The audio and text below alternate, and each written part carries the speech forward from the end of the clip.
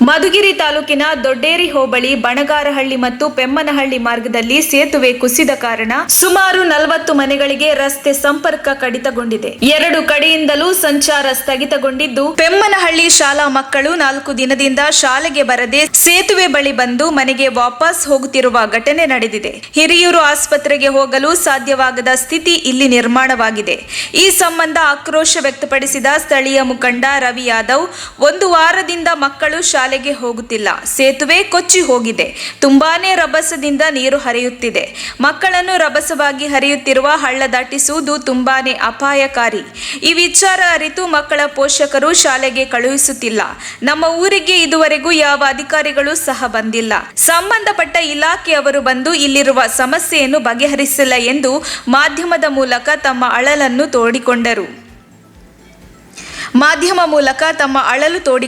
ಶಾಲಾ ಮಕ್ಕಳು ಮಾತನಾಡಿ ಶಾಲೆಗೆ ಹಾದು ಹೋಗುವ ದಾರಿ ಸಂಪೂರ್ಣ ಜಲಾವೃತಗೊಂಡಿದ್ದು, ಸಂಬಂಧಪಟ್ಟ ಇಲಾಖೆಯವರು ಬಂದು ಇಲ್ಲಿರುವ ಸಮಸ್ಯೆಯನ್ನು ಬಗೆಹರಿಸಿಲ್ಲ ಎಂದು ಮಾಧ್ಯಮ ಮೂಲಕ ತಮ್ಮ ಅಳಲು ತೋಡಿಕೊಂಡರು. ವ್ಯಾಪ್ತಿಯ ಬಾಣಗರಹಳ್ಳಿ ಗ್ರಾಮದಲ್ಲಿ ಒಂದು ಸೇತುವೆ ಕಟ್ಟಾಗಿರುವ ಕಾರಣ 1 ವಾರದಿಂದ ಮಕ್ಕಳುಗಳು ಹೋಗಿಲ್ಲ. ಇಲ್ಲಿ ಒಂದು 40-50 ಮನೆಗಳು ಬೋವಿ ಕಾಲೋನಿ ಸಮೇತ ಸೇರಿ ಎಲ್ಲ ಜನಾಂಗದವರು ಎಲ್ಲ ವರ್ಗದವರು ಇವತ್ತು ಹೊರಗಡೆಗೆ ಒಂದು 40 ಕುಟುಂಬಗಳು ವಾಸ ಮಾಡ್ತಾ ಇದ್ದಾವೆ.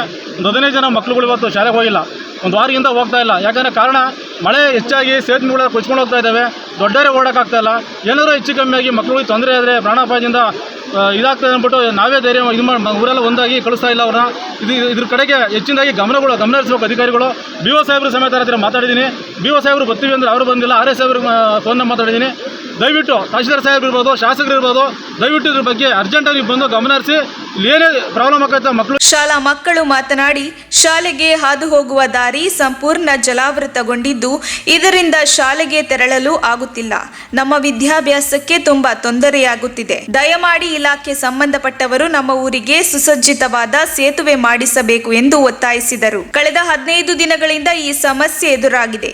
ಇಲ್ಲಿಯವರೆಗೂ ಯಾವ ಶಾಸಕರು, ಜನಪ್ರತಿನಿಧಿಗಳು, ಸಂಬಂಧಪಟ್ಟ ಅಧಿಕಾರಿಗಳು ಬಂದು ಸಮಸ್ಯೆ ಬಗೆಹರಿಸಿಲ್ಲ ಎಂದು ಆಕ್ರೋಶ ವ್ಯಕ್ತಪಡಿಸಿದ ಗ್ರಾಮಸ್ಥರು, ಹಿರಿಯೂರು ಶಾಲಾ ಮಕ್ಕಳು ಹಳ್ಳದ ಪಕ್ಕದಲ್ಲಿ ನಿಂತು ನ್ಯಾಯಕ್ಕಾಗಿ ಘೋಷಣೆ ಕೂಗುತ್ತಾ ಜನಪ್ರತಿನಿಧಿಗಳಿಗೆ ಹಾಗೂ ಸಂಬಂಧಪಟ್ಟ ಅಧಿಕಾರಿಗಳಿಗೆ ಹಿಡಿ ಶಾಪ ಹಾಕಿದರು.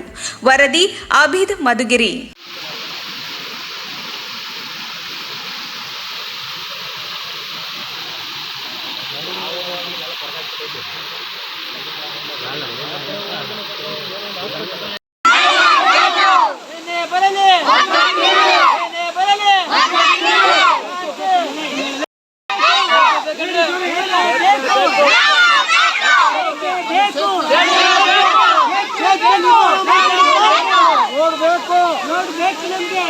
ಸೇರಿದ ಈ ಬಾಣಗರಹಳ್ಳಿ ಕುಗ್ರಾಮ, ಈ ಗ್ರಾಮದ ಪಕ್ಕದಲ್ಲಿ ತಿಮ್ಲಾಪುರ ಫಾರೆಸ್ಟು, ಅಪಾರವಾದ ಫಾರೆಸ್ಟ್ನಿಂದ ನೀರು ಭಾಳ ಬರ್ತೈತೆ ಯಾವಾಗಲೂ.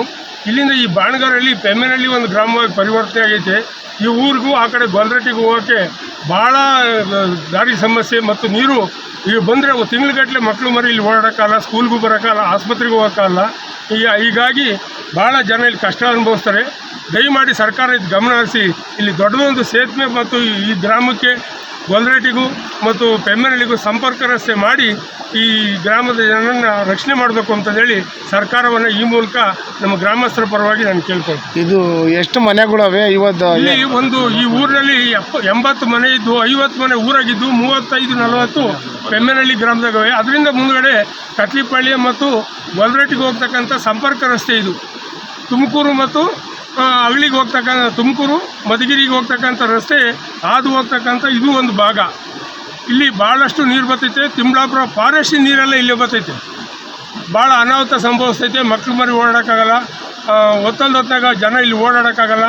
ಅದರಿಂದ ದೊಡ್ಡದೊಂದು ಸೇತುವೆ ಮಾಡಿ, ರಸ್ತೆ ಮಾಡಿ, ಈ 3 ಊರಿಗೂ ಸಂಪರ್ಕ ರಸ್ತೆನೇ ಸರ್ಕಾರ ಕಲ್ಪಿಸ್ಕೊಡ್ಬೇಕು ಅಂತ ನಾವು ನಮ್ಮ ಗ್ರಾಮದ ಪರವಾಗಿ ಇನ್ನೊಮ್ಮೆ ಕೇಳ್ಕೊಳ್ತೀವಿ.